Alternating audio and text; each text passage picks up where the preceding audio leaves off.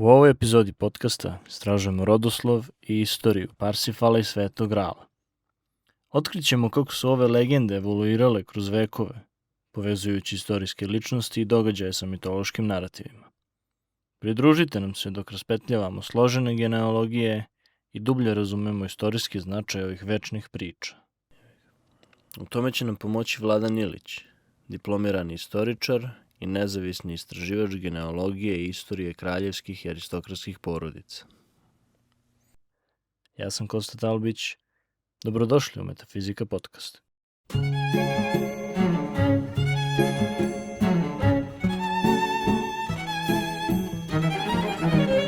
Vladane, dobrodošao u 7. epizodu Metafizika podcasta. Ti si ovde, verovatno se osjećaš kao kod kuće, pošto si nam čest gost. Kao kod kuće. Odlično. Ovaj mi salon knjige dođe praktično kao druga kuća. Divno. Ti si došao da nam pričaš o Parsifalu i o Svetom Gralu. Pa, hajde da počnemo od nekih istorijskih činjenica. Ko je bio Parsifal, šta je Sveti Gral i uopšte ko je napisao tu knjigu, odakle njemu te informacije. Ovako, prvo ću da kažem o Svetom Gralu, pa onda o Parsifalu, pa autoru. Prvo, znači, uvreženo mišljenje je da je Sveti Gral predmet. Obično ga ljudi, znači, smatraju da je to onaj pehar iz koga je Isus pio vino na tajnoj večeri. Znači, to se pominje u Evanđelju po Luki. Znači, kaže da je on nazdravio apostolima. Problem je u tome što mi uopšte nemamo tu nikakve podatke s čime je on nazdravio. To je mogla da bude i neka drvena zdelica, ne nikakav pehar od zlata ukrašen dragim kamenjem. To je jedno pogrešno tumačenje materijalističkih naučnika 19. veka. Znači, koji su sve posmatrali kroz prizmu materijalizma, pa čim kad je nešto toliko traženo da je potraga da to mora da je neki zlatni pehar optočen draguljima. To nema nikakve veze. To je totalno pogrešno tumačenje. Sveti Gral predstavlja, on je simbol duhovne čistote arijevskog čoveka. Znači, on predstavlja određene duhovne vrednosti koje se prenose sa kolena na koleno u određenim porodicama. A te duhovne vrednosti im daju specijalan dar koji te porodice imaju za očuvanje smisla u društvu. Znači, to je koncept jedno strogo uređenog tradicionalnog hijerarhijskog društva gde svaki stalež ima svoje mesto. Ima svoje određeno mesto u tom društvu. A te određene porodice su čuvari smisla. A taj dar za čuvanje smisla se nalazi upravo u njihovoj krvi, u njihovim, znači, hromozomima, naslednim osobinama. Moramo sada krenemo od Starog Zaveta. Isto šta ljudi pogrešno shvataju Stari Zavet, da je on istorija, znači, čovečanstva, nastanka ljudskog roda. Da je Adam prvi čovek. To uopšte nije tačno. Stari Zavet predstavlja istoriju kraljevske loze. I Adam nije prvi čovek, nego je on prvi kralj, koga je upravo, znači, koji je stvoren od strane karmičkog proviđenja, da njegovo potomstvo ima te, znači, specijalne nasledne osobine koje će doprinositi očuvanju poretka, znači, očuvanju savršene harmonije u društvu. I tako, znači, jedno harmonično društvo kome su vladali Adamovi potomci je bilo sve do potopa. Znači, to je ono obično što se konvencionalno smatra Atlantidom. To je predpotopsko društvo. Sada, znači, opet je pre potopa došlo do materijalističkog iskrivljavanja tog društva. I onda je došla je karmička kazna u vidu potopa. Posle potopa, znači, ta kraljevska vlast se prenosi na Avrama i na njegove potomke. Znači, kako ide to nasleđe? Znači, ide od Avrama, Avram ga prenosi na Isaka, Isak ga prenosi na svog mlađeg sina Jakova, ali ovde značajan je njegov stariji sin Esav. od koga vode poreklo kraljevi Skitije. Skitski kraljevi, a od kojih vode poreklo i kraljevi, piktski kraljevi u Kaledoniji, to jest onom delu Škotske, severno od Hadrijanovog zida, koji nikada nije bio pod rimskom vlašću. To je taj deo. To su kraljevski Skiti, ili Tuatha Danann na gelskom, kako se kažu. Od tih kraljevskih Skita vode poreklo Škoti. Tačnije, od princeze Meritaten, koja je nazvana Skota. To jest i odatle, znači Škotska, Skiti, Skota. A dalje ću se posle kasnije vratiti na to Esavovo potomstvo. Sada ću se usredsrediti na potomstvo Jakova, mlađeg blizanca. Njegov, znači, potomak u neprekinutoj muškoj liniji je car David, kome je Bog dao obećanje, znači da će njegova loza biti na prestolu doveka, dok traje svet. Jedan u neprekinutoj muškoj liniji, njegov potomak preko Solomona je Isus. Isus Hrist, koji nije imao nameru da osniva nikakvu novu religiju, kao što je opšte prihvaćeno, znači greškom je nastalo hrišćanstvo, uopšte kao jedna velika, tačnije Pavle ga je stvorio. On je bio zakoniti kralj, znači kralj Judeje. Jer je on pripadnik Davidove loze i po ocu i po majci. Znači po svom ocu Josifu i po majci Mariji, koja je pripadnica mlađeg ogranka Davidove loze. Znači, od onih članova Davidove loze, od Solomonove braće koje nisu vladali. A Josif je direktno potomak Solomona i kraljeva, znači svih ostalih Judeje. Sada, ovde se pogrešno, znači, pogrešno je percipirano sama predstava o tome ko je Isus Hrist i onom krštenju u Jordanu koje je na njim izvršio Jovan Krstitelj. Jovan Krstitelj, čin krštenja, šta znači? Njegovo pravo značenje je to pošto se on posvetio asketskom životu, a on je bio šef Davidove porodice, znači šef tog najstarijeg ogranka. Pošto on nije imao decu, on je preneo starešinstvo te porodice i kraljevsku titulu na Isusa. Jer je njegov ogranak Josifov je bio po starešinstvu odmah posle ogranka Jovana Krstitelja.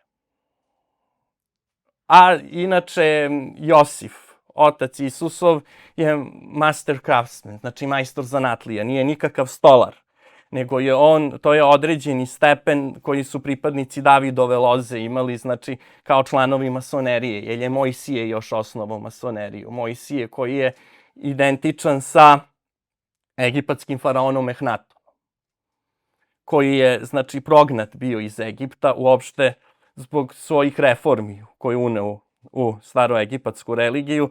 Tačnije, on je bio sin faraona Amenhotepa III i njegove druge žene Teje, koja je bila ćerka Amrama i Jokebede. A Amram je bio Levit, znači iz Levijeve svešteničke loze.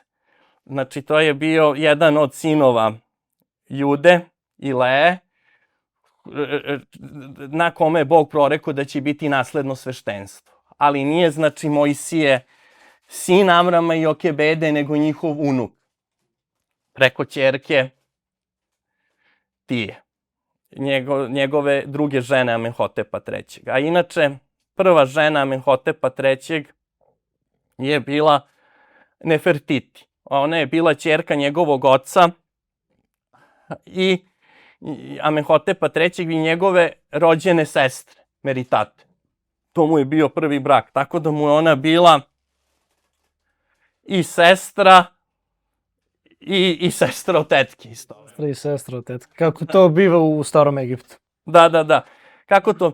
Ne, to je upravo hieros gamos. To je taj sveti ili rođački brak. Znači, podrazumeva se da samo te porodice nasledno imaju dar za očuvanje smisla u društvu i tu ne sme da se unese nikakva strana krv. Znači, samo se unutar. To je jedna endogamija. mešanje unutar jedne porodice. Hajde da se vratimo znači, na Jovana Krstitelja i sam taj čin krštenja. Šta je on predstavljao? Šta je on predstavljao? On je, znači, predstavljao prenošenje kraljevske vlasti, atributa za očuvanje smisla u društvu na Isusa Hrista. Na Isusa Hrista. Sada da vidimo i čim tu je blagovesti bitan. Obično se smatra da se to javio anđeo Gavrilo, kako se kaže, ali to se ne misli na nebesko biće, na anđela, nego se misli na vrhovnog sveštenika Jerusalimskog hrama koji nosi titulu arhanđela. Znači, to je Levijev i Aronov potomak. I šta se sad tu dešava? Ovaj prenosi, znači, nasleđe na njega, dolazi prvo, znači, kad je na Isusa opet sad da se vratimo na Josifa i Mariju, Isusovu majku. Znači, postojao je jedan običaj u toj kraljevskoj lozi, znači, kada oni sklope brak, prvo se sklopi veridba. Onda mora da se vidi da li može, znači, ta majka, da li je plodna, da li može uopšte da ostane u drugom stanju. I onda se pre zvaničnog, znači, sklapanja braka, da bi ona imala sa svojim budućim suprugom, znači isto koji je princ, odnos, dozvolu za to mora da da vrhovni sveštenik Jerusalimskog hrama, znači koji nosi titulu Arhanđela Gabrijela. I on dođe, znači, kaže određene reči blagoslova i stavio joj ruku na stomak. I to znači, ona je praktično, pošto još brak nije sklopljen, u hebrejskom jeziku postoji termin betulah, što znači devica. Ali ne u smislu devica kao žena koja nije imala odnose, nego kao žena, znači, koja će imati odnos sa svojim mužem pre braka da bi se videlo da li može da ostane u drugom stanju. Znači, ona je tako imala, taj Arhanđel Gabrijel je dao odobrenje i ona je ostala u drugom stanju i rodila Isusa. Zato se kaže da je Isus bezgrešno začet. Praktično on je začet pre nego što su njegovi otac i majka sklopili zakonit brak. Znači, samo su bili vereni. A to je došlo do nerazumevanja. I do mistifikacije. Da, i do mistifikacije. Sad idemo o sudbini Isusa Hrista. Znači, Isus je bio zakoniti judejski kralj. Znači, i pisalo je iznad Hrista iner Isus Hristos Rex Judaicus. Znači, Isus Hrist, kralj Jevreja. Došlo je posle i do ustanka, znači, jevrejskog, i do Masade, i do svega, i taj njegovo razapinjanje na krstu. Taj čin je bio isto, to je urađeno da bi se izbunilo proročanstvo proroka Isaije. Jer prorok Isaija je rekao za Mesiju, to je za kralja spasitelja, koji će konačno, znači, spasiti svoj narod i opet uspostaviti zlatno doba na zemlji. Da, on mora da će on biti razapet, ali tako da mu nijedna kost neće biti polomljena. Znači, to je na krstu. Znači, to je sve bila jedna predstava. Znači, on je preživeo i njegovo potomstvo je otišlo sa njegovim bratom Isusovim, koji je Josif iz Arimateje, takozvani Josif H. Arimateo. A titulu H. Arimateo u Davidovoj lozi kraljevskoj uvek ima mlađi brat vladara. Znači, koji će, ako ovaj nema, u slučaju da nema muško potomstvo, naslediti. Josif iz Arimateje je, znači, sa Marijom Magdalenom i njenim potomstvom otišao u Englesku, tačnije u Britaniju, u Avalon. To je područje, znači, Glastonberija, nedaleko od grada Bristola današnjeg. Znači, tu je došao sa njom i tu se stacionirao sa njenom porodicom. Kasnije se potomstvo Josifa iz Arimateje, tačnije njegova ćerka Eurgen, udala se za britskog kralja. Tako da je i to potomstvo, znači, postalo isto sveto. A ti britski kraljevi su potomci, znači, skitskog princa Nijula, koji je Esavov potomak, i koji je potomak, znači, najstarijeg Avramovog, Isakovog sina. Esava i princeze Skote, skitske princeze. A Skota je ćerka Ehnatona i Nefertiti. I od njihovog tog braka vode poreklo keltski kraljevi, znači britski i škotski. S tim što škotski kraljevi vode još poreklo, kraljevi škotske Dalrijade i od Tamare, ćerke kralja Sedekije, poslednjeg judejskog kralja, koja je otišla, znači, za Irsku i udala se za Eire Ahmona, tadašnjeg kralja Tare u Irskoj, i odnela onaj kamen, znači, na kom je Jakov zaspao, kad mu se Bog javio i kada je vidio, kad mu je prorekao slavnu sudbinu njegovom potomstvu. Da, to je posle krunidbeni kamen škotskih kraljeva iz Skona. Onaj čuveni gde su se krunisali škotski kraljevi i koji se sada nalazi u Westminsteru u podnožju trona britanskih kraljeva. Da. Battle, kako se zove? Da. Koji je opet sličan sa Svetim Gralom po tome što, ako se dobro sećam, i u Svetom Gralu po nekoj priči imamo da su anđeli koji pri borbi Boga simboliku, ima veliku duhovnu simboliku. Kao da su skladišteni anđeli u njemu na neki način. Čovek koji je nosilac duhovnih vrednosti i očuvanja smisla u društvu. I tu je ta lestvica niz koju se anđeli spuštaju čuvena, po kojoj je i kasnije film dobio ime. Dobar. Da.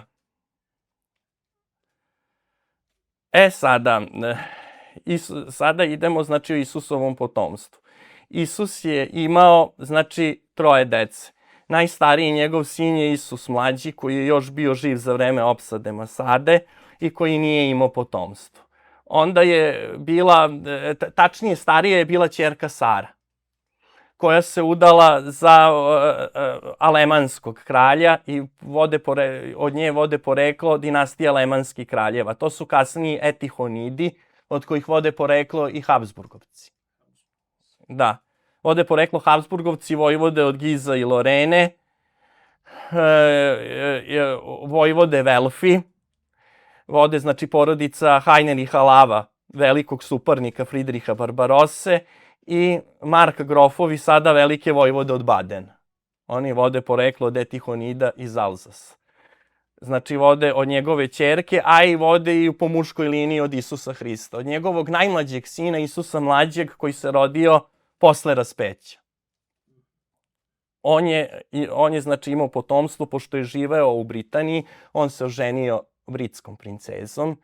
Znači, tačnije, to je bila njegova ćerka, njegove sestre od strica, od Josifa, od Arimateje. Da, to je bio, on se zvao Isus mlađi. Isus mlađi je imao sina Jozefa, Jozef je imao Aminadaba, Aminadab je imao Kathelojsa, Kathelojs je imao sina Manaela, Manael je imao sina Titurela, Titurel je imao sina Boaza ili Anfortasa, dobio ime Boaz. Oko Titurela možemo i da stanemo, pošto je on prvi, ali tako, prvi čuvar Svetog Grala. Da, on je prvi čuvar Svetoga. Sad samo da nastavim. Da. Boaz je imao sina Frotmunda, a Frotmund je imao sina Faramunda. Od tog Faramunda vode poreklo u neprekinutoj muškoj liniji sve evropske loze. Znači, od njegovog Hlodiona sina i Basine od Tiringije, njegove žene, on je imao 2 dece. Starijeg Meroveha i mlađeg Sigambrusa. Od Meroveha vode poreklo Merovinzi, a od Sigambrusa vode major domovi Austrazije, to jest porodica Karla Velikog, Karolinzi.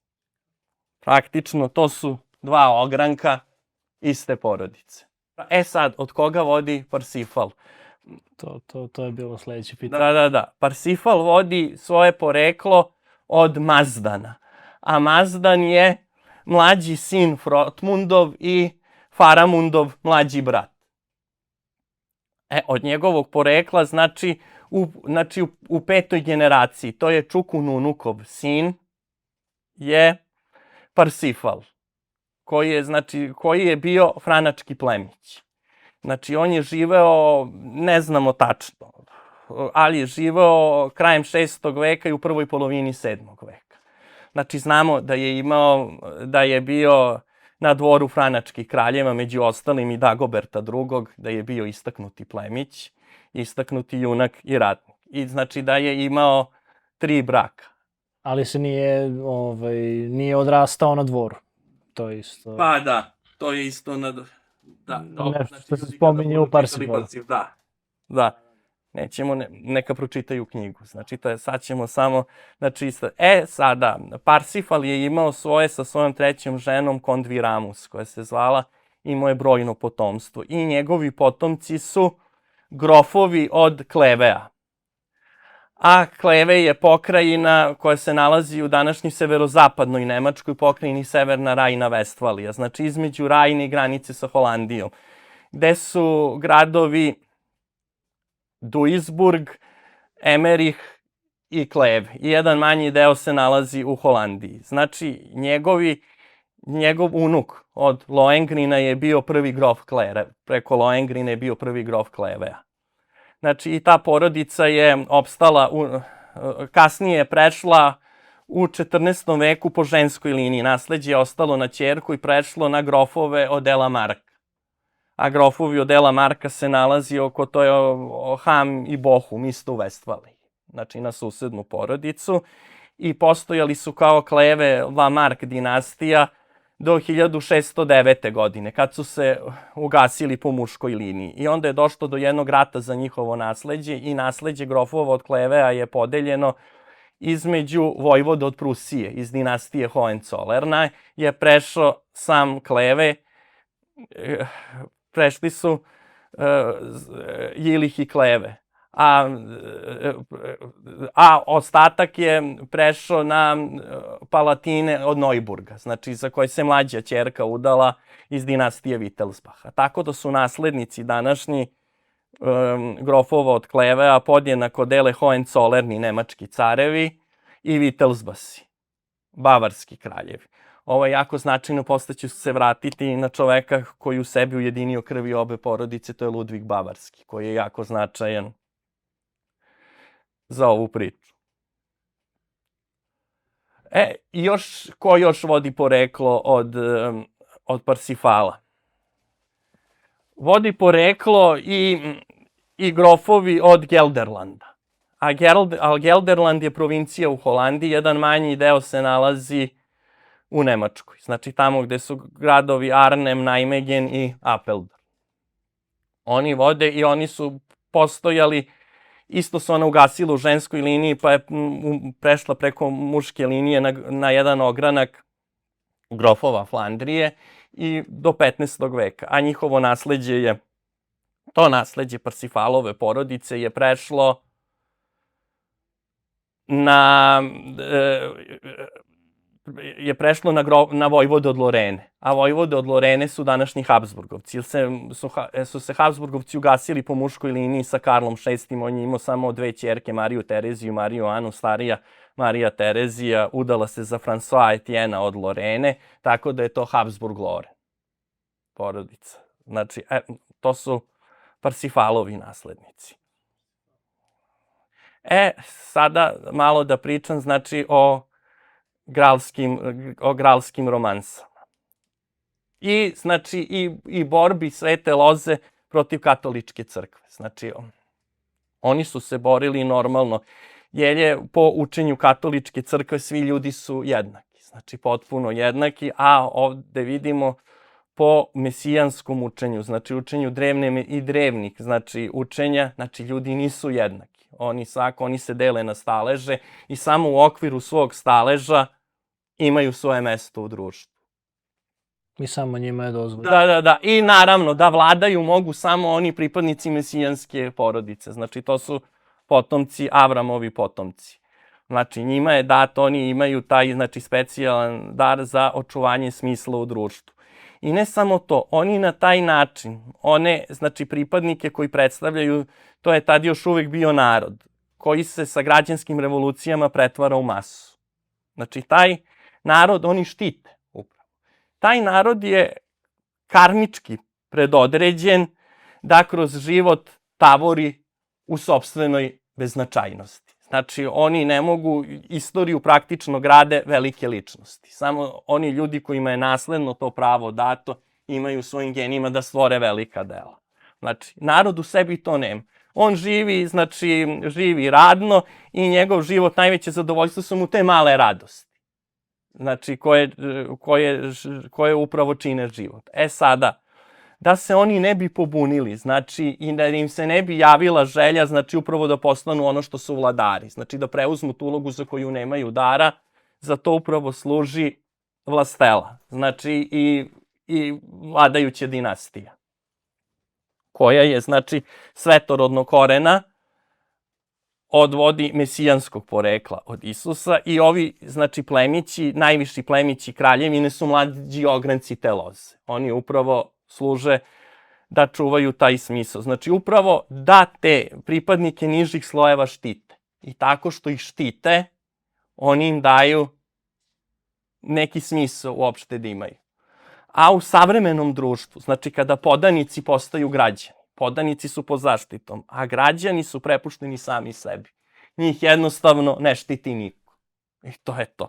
A nemaju, znači, za ta neka velika dela da ostvare neku veliku sposobnost i onda upravo nastaje sve ovo što nastaje u savremenom svetu. Svi ovi problemi koje sa sobom nosi materijalistički savremeni svet. Tako je, mada opet ako razmislimo i da su svi zapravo podanici, opet tu mora da postoji neki sukob interesa. Mislim, ne bi ti mogao, koliko god ti vlasti imao da zadovoljiš svakoga, tako da... Da, naravno, ima tu, naravno, ovi koji su posebno nadareni od podanika, oni dobiju plemstvo, oni se enobliraju, znači posle orađe, ali ima, znači, neko ko ima određena vrednostna merila. Postoji jedan stalež, znači, koji kontroliše ta... Kretanje mase. Da, kretanje. Jednostavno da drži masu u određenoj pokornosti, da ona ne postane opasna. Da, opasna prvenstveno po sebe, pa onda i po sve ostalo. Sada da kažem nešto o gralskim romansama. Najpoznatiji autori gralskih romansi su Chrétien de Troyes, koji je živeo u 12. veku, znači bio je iz Troja. Mi čak ni ne znamo njegovo pravo ime. Chrétien de Troyes znači hrišćanin iz Troja, iz grada Troja, znači koji je bio prestonica Šampanje. Znači, a Chrétien de Troyes je bio pod patronatom, njegov zaštitnik je bio Thierry VI od Alzasa, grof Flandrije. I on je bio jedan trubadur i pisao je, znači, te trubadurske poeme, od kojih su najpoznatiji Parsifal ili Potraga za Svetim Gralom i Lancelot ili Vitez na taljigama. Zatim treba pomenuti Wolframa von Eschenbacha, koji je autor Parsifala, znači koji je živeo u drugoj polovini 12. veka i početkom 13. Umro je 1214. godine. I koji je spevao na osnovu, znači, priča i legendi o Parsifalu. Spev legendarnom franačkom junaku. I sa Parsifalom je učestvovao. 1207. godine je Herman I, landgrof od Tiringije, iz porodice iz dinastije Liudolfinga, a Liudolfinzi su potomci vojvoda od Lorene, Šarla od Lorene, znači tačnije njegovog vanbračnog sina, poslednje Karolinga iz 11. veka. Znači isto iz Svete loze. On je pozvao 6 najboljih minezengera, znači pevača, da dođu u njegov dvorak Svartburg u Tiringi iznad Eisenaha i da se takmiče međusobno. I, znači, prvu nagradu je osvojio Wolfram von Eschenbach. Koji je bio vitez. Da, koji je bio i vitez. On je... Što mu je doprinelo definitivno u upisanju, Da. jer je imao direktno razumevanje toga iskustva kako je biti vitez. Da. Svi minezengeri su bili vitezi, mislim. Nisu mogli, morali su da budu iz viteškog staleža. Znači, građani, seljaci to nisu mogli da budu. Pa da. Ne bih znao. I treba pomenuti, značajan je i Robert de Boron, koji je živeo u 13. veku. O njegovom životu jako slabo znamo. Znamo samo da je to Boron, da mu to nije prezime, nego ime njegovog sela. Odakle, znači, on je bio gospodar, znači vitez tog sela. Ono se nalazi kod Montbeliarda u današnjem Franche-Comteu, u istočnoj Francuskoj na granici sa Švajcarskom. Njegova dva značajna epa su Josif iz Arimateje i Merlin. Josif iz Arimateje je pisan na starofrancuskom jeziku i očuvan je u celosti i tu se prvi put iznosi priča o Josifu iz Arimateje, Isusovom bratu. On kaže da je on posle, znači, raspeća, kad je Hrist razapet, došao sa tim peharom iz koga je Isus pio vino na tajnoj večeri i skupio mu krv. Znači, njegovom, da. I da je onda, znači, otišao sa tim peharom, sa Svetim gralom, u Glastonbury, znači, u Engleskoj. I znači da je tamo preneo gral. Znači, ali ne u smislu pehara, nego svetu krv. Da je tu verziju, znači, imamo prvi put se javlja kod Roberta de Borona. I treba pomenuti engleskog autora Thomasa de Malorija, koji je bio vitez o kome znamo još malo, jer čak postoje 4 ličnosti sa istim imenom Thomas de Malory koji žive u 15. veku, približno isto vreme i koji imaju predispozicije, znači, jer su školovani da sastave tu poemu. Sad mi ne znamo tačno ko je, znači, od njih 4, ali je ona, ne znamo ni kad je napisana, znamo da je štampana 1485. u Londonu, da je jedna od prvih od Inkunabula, prvih štampanih knjiga, to je Smrt Arturova. Znači, tu je najdetaljnije izložena mit o kralju Arturu i vitezovima okruglog stola. Tu se pominje među ostalima i Parsifal, znači Sveti gral. To je jedan ogroman ep, znači, koji ima preko 500 strana. I trebamo pomenuti englesku poemu iz kraja 14. veka, znači, čiji je autor jedan nepoznati dvoranin, vitez sa dvora Richarda II, Sir Gawain i Zeleni vitez. Znači, njemu ne znamo ime, on je nepoznat, ali je ta poema isto o Svetom gralu i isto se pominje Parsifal. I trebamo pomenuti, znači, čuvenog Geoffreya od Monmouta, koji je živeo u 12. veku, koji je bio jedan francuski plemić Geoffroy Marmoutier, ali koji je bio u službi engleskog kralja Henrya II, jer su i oni bili Francuzi isto, znači, to su grofovi od Anžua, i on je napisao istoriju kraljeva Britanije u 10 knjiga, gde se pominje među ostalima i kralj Artur, a pominju se i Parsifal, znači, svi junaci, i Lohengrin, i Vivien Delac, i Avalon, i sve ostalo. Sada da se vratimo na Katare. Tu su jako bitni u celoj priči Katari, zato što su oni očuvali tu istinsku religiju Svete Loze. Očuvala se u južnoj Francuskoj, znači, gde su te porodice bile Svetog korena najbrojnije. Među ostalim imamo tuluske grofove, imamo grofove od Rouerga, grofove od Foa, grofove od Komingea, grofove od Armanjaka, koji su svi bili patroni Katara. Znači, katarska vera uopšte ne priznaje vlast pape, niti priznaje vlast rimske crkve. Za nje je rimska crkva lažna. Znači, ona je po svom učenju gnostička, smatra da se civilizacija zasniva na borbi između dobra i zla, dva principa, i njihova međusobna ravnoteža stvara harmoniju u društvu, a tu harmoniju mogu samo da čuvaju pripadnici određenih loza. Čim kada oni nestanu, znači, dolazi do haosa. Ta harmonija nestaje i oni se praktično I mi imamo Katare, to učenje, samo se pod različitim imenima javljaju u celoj Evropi skoro. U Italiji, znači severozapadnoj i istočnoj Francuskoj se javljaju kao valdensi pod imenom. Ovde na Balkanu su bogumili, u Bugarskoj i srednjovekovnoj Srbiji i u Bosni pripadnici crkve bosanske. To je sve praktično ista crkva, samo različito od teritorije, ima različite nazive.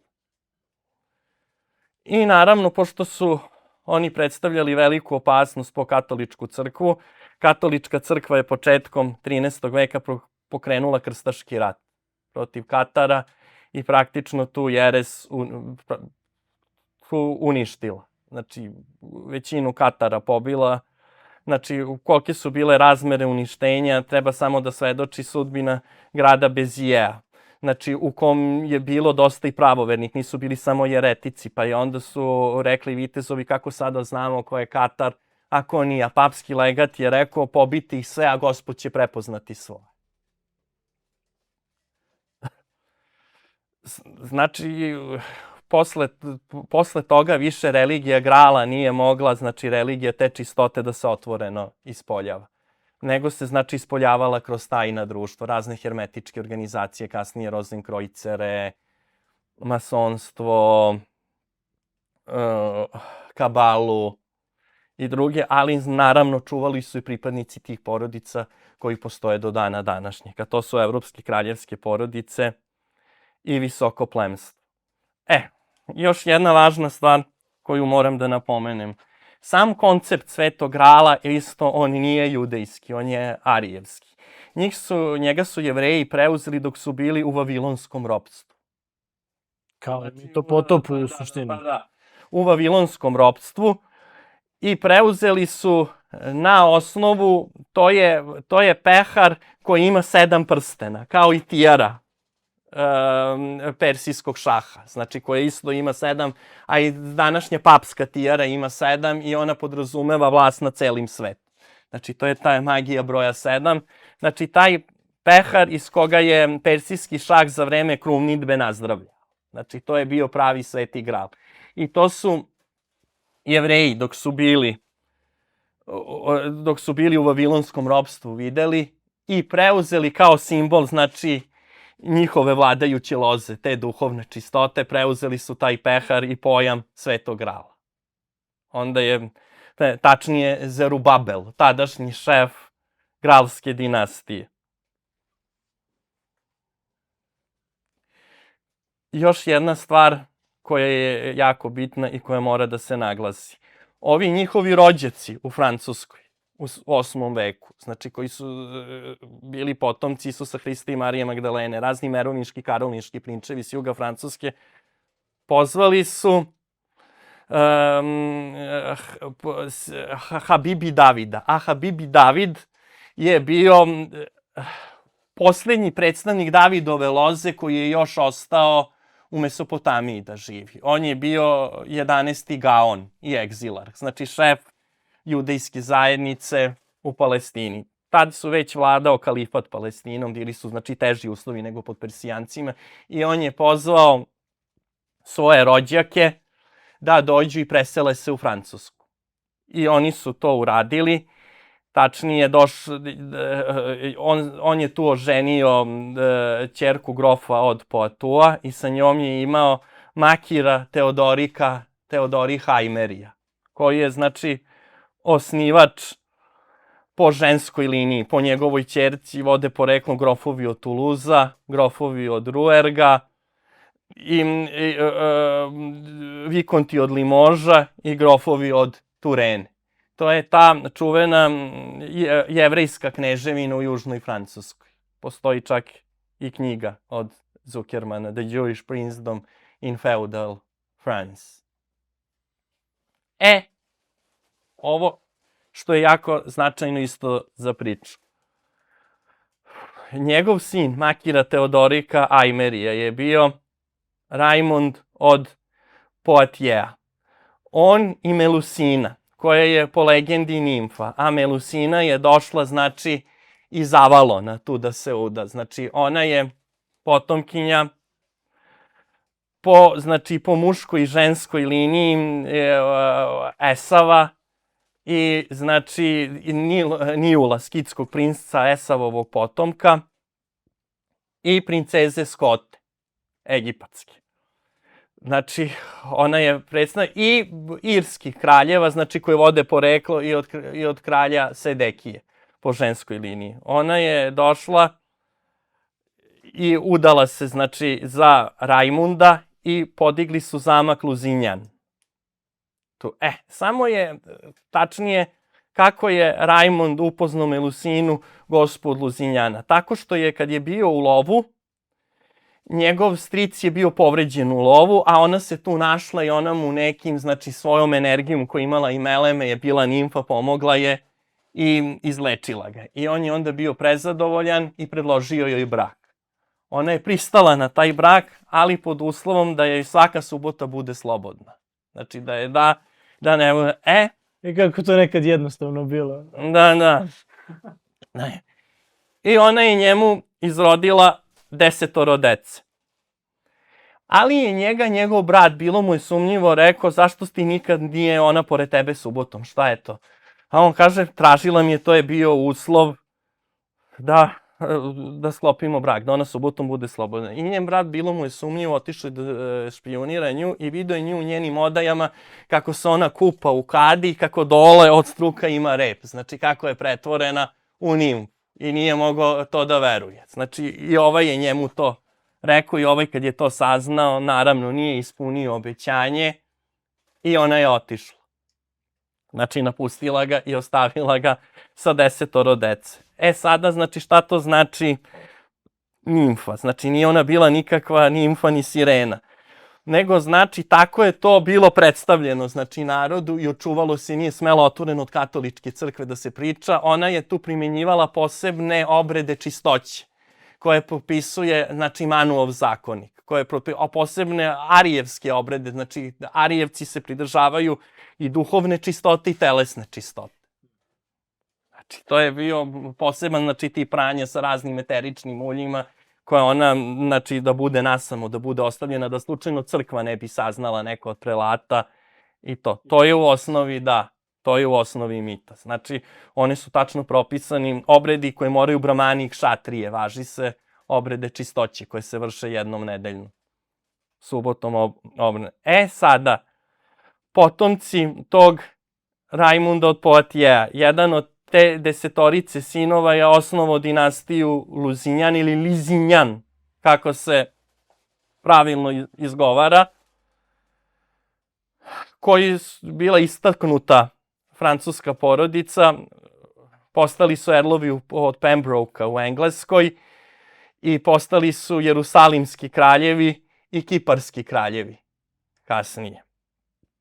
Zatim, od te porodice vodi jedan od njegovih sinova je i Tortulf, takozvani šumski čovek ili čuvar šume crnih kosova. To mu je bila funkcija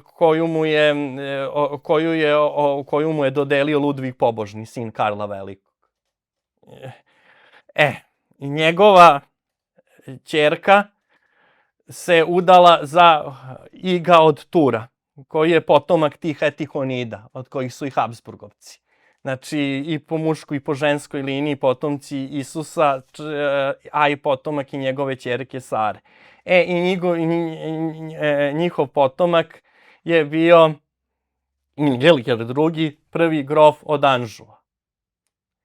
I njihovi potomci su kasnije iz tog braka Plantageneti, dinastija. Jedna možda najzanimljivija srednjovekovna dinastija, grofovi od Anžua i Mena, kasnije nasleđen i grofovi od Normandije i vojvode od Akvitanije i engleski kraljevi. Čuveni dvor Henrija II i Eleonore od Akvitanije. Iz te porodice je bio i Richard Lavlje srce, između ostali. To je čuvena kralska porodica. I važila je legenda da kada se rodi svaki novi anžujski grof ili gospodar od Luzinjana, da u formi zmaja Melusina leti oko zamka, znači da obiđe, da vidi. U formi zmaja? Pa da. Što Da. u formi zmaja? Po formi, zato što je to još jedan tip metamorfoze u što može nimfa da se pretvori. Da. Takve su bile priče, da su je viđale stalno, da ih tako štiti, daje zaštitu svom potomstvu. Dakle, celo gralsko potomstvo je bilo, znači moralo da se strogo čuva od crkve, znači i tek do obnove, znači do obnove interesovanja za Gral i celu tu priču dolazi u 19. veku. Znači već posle Francuske revolucije jedno materijalističko doba, kad je smisao potpuno nestao i kada su ljudi počeli da tragaju za izgubljenim smislom.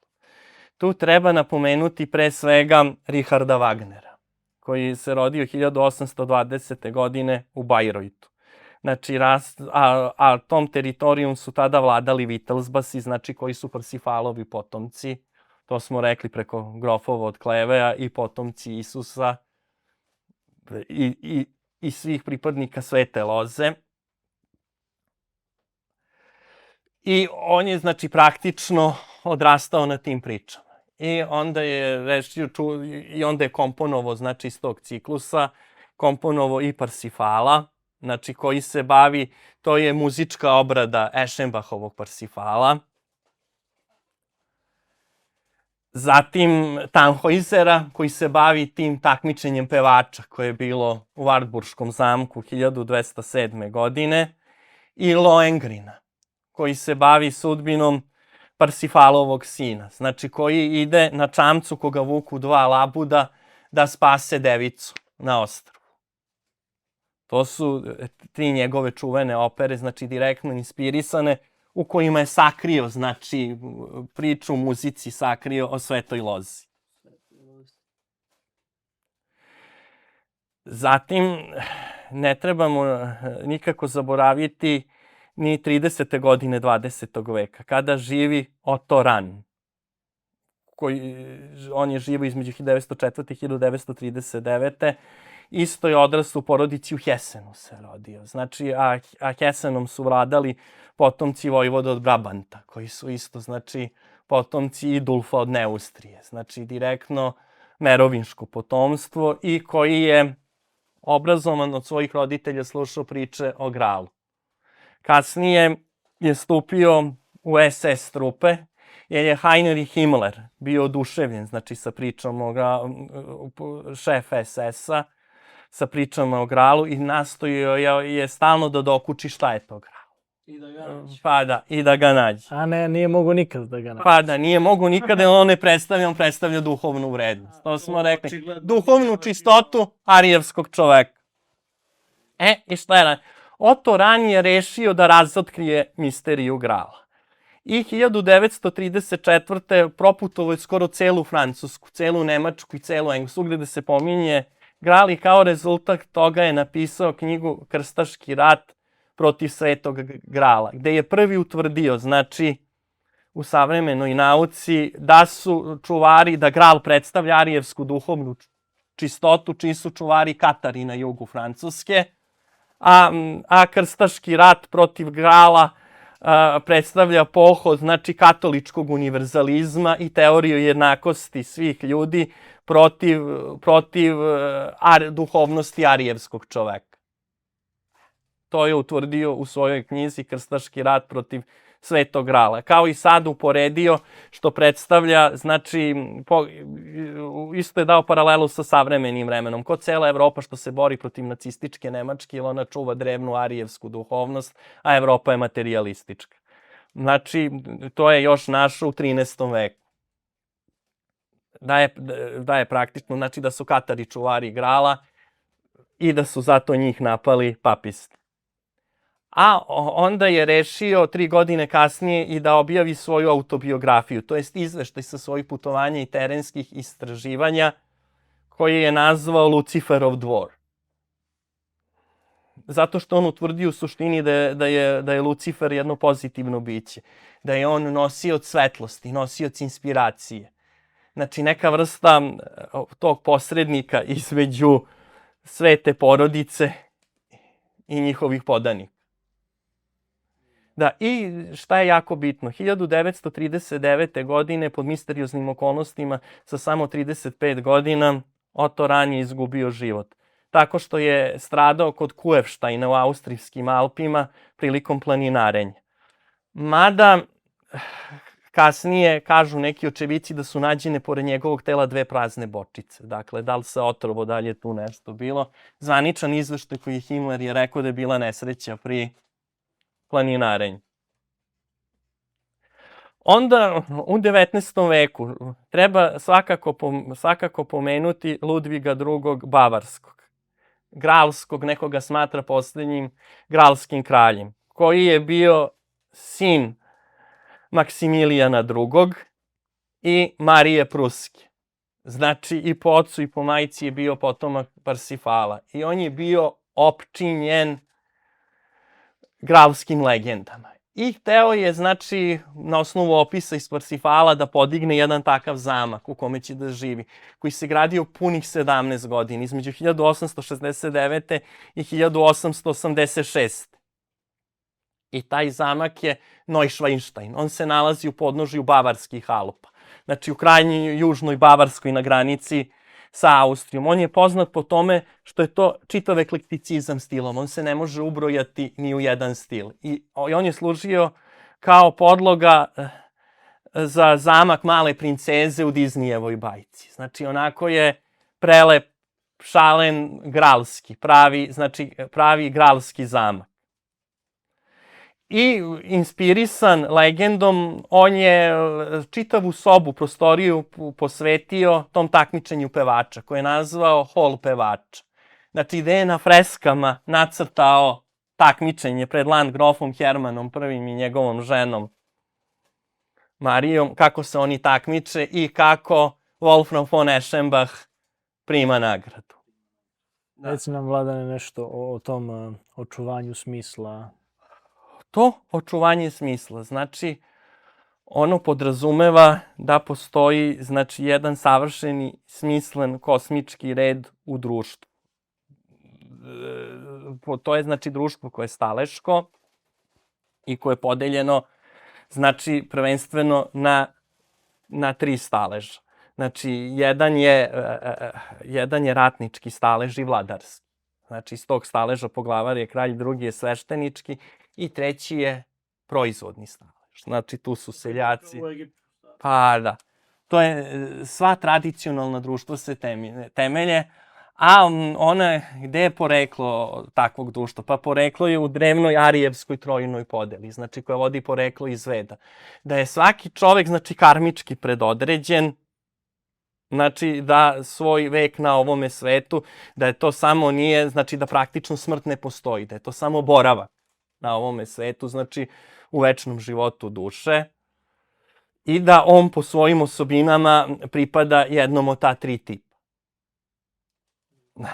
I da zato mora, znači, a ovi koji imaju, znači sva ta 3 staleža se razlikuju i po nivou svesti. Znači, u proizvodnim staležima je svest na znatno nižem nivou, dok je ratničkom staležu i svešteničkom svest na najvišem nivou. Ona je, znači, skoro božanska. I zato upravo oni mogu da imaju taj dar da održavaju smisao u društvu. Znači, da Gral bude prisutan. Tu je, znači, u takvome društvu je Gral prisutan. Znači, kada se te staleške barijere poremete, prvo nešto da kažem zašto se poremete. Pošto je tim proizvodnim staležima svest na nižem nivou, oni su zavisnici od materijalnog. Samim tim. Znači, jer oni nemaju predodređenost ka duhovnom. To ne mogu da shvati. Suviše su vezani za ovaj svet. Njima je to sve. Oni ne shvataju večnost. Znači, večnost duše, da postoji i da je ovo samo jedan segment, znači, tog večnog. Kao jedno zrnce peska u pustinji ili jedna kapčica vode u okeanu. I zbog toga njihova ta strašan materijalistički poriv mora da se zauzdava. Znači da se drži pod kontrolom da bi mogla da se harmonija u društvu održava. A to upravo, znači, rade taj viteško vladajući stalež. Znači, potomci, pripadnici Svete Loze. Potomci onih, znači Avramovo potomstvo, da li sad Esavovo ili Jakovljevo. I upravo, znači, šta je razlika između tradicionalnog društva praiskonske tradicije? Društvo praiskonske tradicije se zasniva na gralu. Znači, na duhovnosti, znači na duhovnoj čistoti arijevskog čoveka. A to znači duhovna čistota, koncept podrazumeva društvo koje u sebi nema ni trunke materijalizma, nego se zasniva na prirodnoj i urođenoj podeli, gde svako ima svoju funkciju u društvu. Dok društvo, moderno društvo, znači tu nema staleža, više nema. Svi su građani, praktično mase stupaju na scenu. Taj treći stalež, koji su nekad bili podanici narod, pretvaraju se u mase, dok su u inertnom stanju. A kada se masa pokrene, ona se pretvara u rulju. To je to. U rulju koja je gonjena, znači, tim najnižim materijalističkim instinktima i porivima. A sada, šta je tu jedan veliki problem? Zašto je karma uredila da ovaj svet ne bude materijalistički? Pa iz prostoga razloga. Znači, da mora da bude duhovni. Ljudske želje, znači, želje se uvećavaju aritmetičkom progresijom, dok se troškovi života uvećavaju geometrijskom progresijom. Tako, znači, da čovek nikada ono što onda želi kad se ta Pandorina kutija otvori, neće moći da ispuni i da ostvari. I večito će biti nesrećan i nezadovoljan. Praktično, što bude bio i bogatiji i uspešniji, manje će biti svoj. Više će se osjećati, a da ne pričamo da većini ni neće to bogatstvo biti dostupno. Upravo. Dobro, imamo to da... A tradicionalno društvo to prevenira. Ono, znači, radnim slojevima, znači, tačno određuje, znači, koje su njihove dužnosti. Oni praktično svojim radom izdržavaju ova prethodna dva sloja, ali ovih za uzvrat štite, znači, i daju im smisao njihovom postojanju. Štite ih od samih sebe, znači, od sopstvenog materijalizma koji je u njima. Tako što im život upućuju na te neke sitne, znači, te sitne zabave, znači ta sitna zadovoljstva koje čine čoveku život. Znači, putem brojnih praznika koji postoje i koji su nasleđeni iz paganske tradicije. I to je to. I tako preveniraju narušavanje harmonije. Čim kad se naruši harmonija, svaka duša postaje zatrovana trunkom materijalizma. I tu više nema. Kral je izgubljen. Da. A mi se ovde u metafizici trudimo da probudimo taj gral u čoveku. Koliko možemo. Da obuzdamo taj neobuzdani materijalizam koji čoveka vodi u propast. Znači, u dubiozu. To je upravo funkcija grala duhovne čistote. Znači, da se prevenira to u čoveku, što ga vezuje, znači, za ovaj svet, za samo jedan njegov trenutak u večnosti. Jedan njegov trenutak u večnom životu i karmičkom krugu. Zato je još jedan simbol grala i duhovne čistote arijevskog čoveka i prsten, ili Uroboros, zemlja koja proždire svoj rep i formira savršen prsten. Tu je i početak i kraj se spajaju u jedno.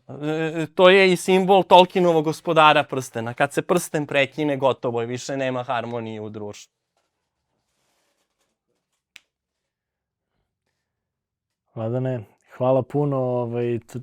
Tvoje ovo izlaganje će biti sigurno jedan gral na internetu. Hvala puno. Mi se vidimo u sledećem podcastu.